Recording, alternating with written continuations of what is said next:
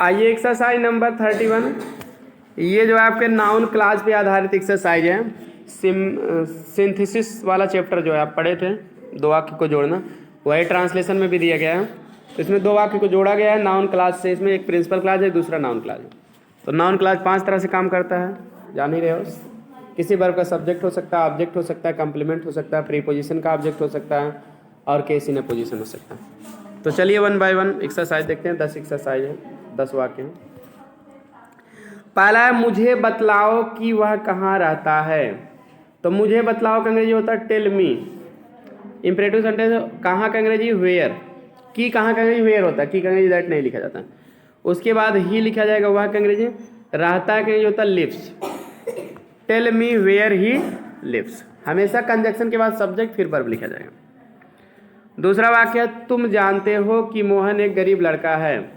तो you know, you KNOW know. उसके बाद की कहेंगे दैट हो जाएगा, Mohan is a poor boy. That Mohan is a poor boy. You know that Mohan is a poor boy. जो कुछ उसने कहा सत्य था। इसकी अंग्रेजी हो गया व्हाट ही सेड। जो कुछ उसने कहा, comma was true. Was true सत्य था। What he said comma was true, क्योंकि दो वर्ब रहते हैं तो कामा लगा दिया जाता है पहले वर्ब के बाद। वाट माने होता है जो कुछ। अगला, मैं नहीं जानता कि वह कब आएगा। तो इसके अंग्रेजी I do not know. I do not KNOW know, मैं नहीं जानता। कि कब के अंग्रेजी व्हेन लगेगा, व्हेन। उसके बाद he will come, when he will come, कि वह कब आएगा। प्रत्येक विद्यार्थी जानता है। तो इसके अंग्रेजी हो गए every student knows KNOWS। That की अंग्रेजी दैट हो जाएगा। सुरेश एक अच्छा लड़का है। Suresh is a good boy. उसका कथन कि उसने घड़ी चुराई सही नहीं है। तो पहले इसके अंग्रेजी हिज स्टेटमेंट, उसका कथन। उसके बाद की अंग्रेजी दैट लगा जाएगा। उसने घड़ी चुराई मतलब ही, हाँ, हैज स्टोलन द वॉच, यही स्टोल द वॉच भी कर सकते हो, कोई दिक्कत नहीं। His statement that he has stolen the watch, comma is correct. Is correct सही है। हिज स्टेटमेंट उसका कथन कि उसने घड़ी चुराई। चुराई का मतलब मौके पर चुराया है वो। कोई कह रहा है कि उसने मेरी घड़ी चुराई है, तो कोई आदमी कह रहा है यह सही नहीं है। तो अब अगर चुराने का प्रभाव मौके पे है तो हैज स्टोलन भी कर सकते हो, नहीं तो ही स्टोल भी कर सकते हो, कोई दिक्कत नहीं है। बीत गई है बात, ठीक है। तो आप उसके लिए सेकंड फॉर्म में लगा सकते हो। तो he statement that he stole the watch या he has stolen the watch, इसमें दोनों करेक्ट होंगे। कामा करके इज नॉट करेक्ट।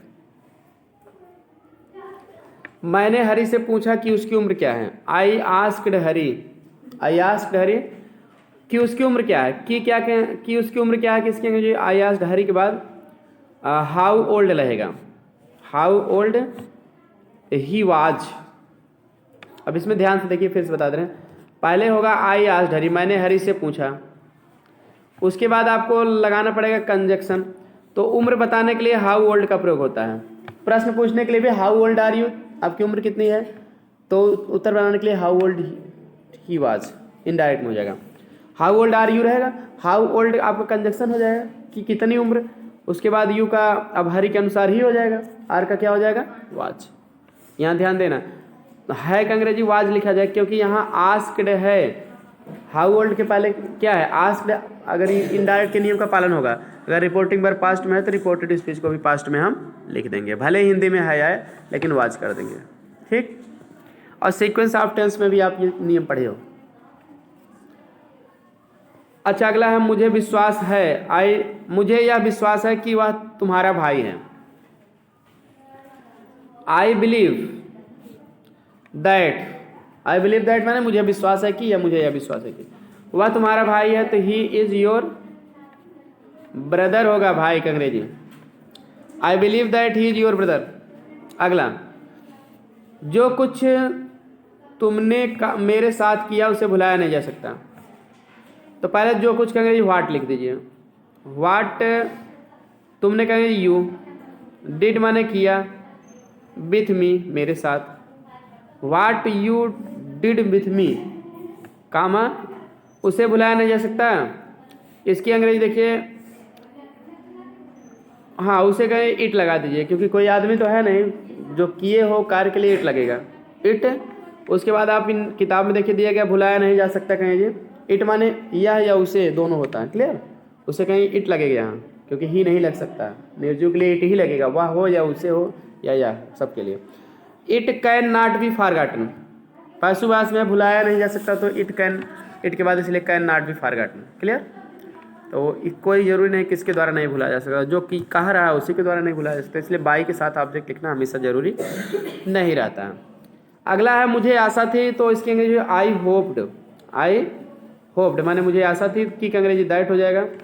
तुम उत्तीर्ण हो जाओगे, I hoped that you would pass हो जाएगा, बिल का वुड हो जाएगा, क्यों, क्योंकि होप्ड जो है पास्ट इंडेफिनिट टेंस में है, तो अगर दैट के पहले होप्ड है तो बिल का क्या हो जाएगा, वुड हो जाएगा, क्लियर। चलिए तो ये थे आपके 10 वाक्य थे, आई होप समझ में आ गया होगा आपको। अब अगली वीडियो में आपको अगला एडजेक्टिव क्लास की एक्सरसाइज बताया जाएगा। तो वीडियो पसंद आए तो लाइक सब्सक्राइब शेयर करें, घंटी दबा के रखें, ताकि अगली एक्सरसाइज जैसे मैं अपलोड करूं तुरंत आपको उसका नोटिफिकेशन मिल जाए। मिलते हैं नेक्स्ट वीडियो।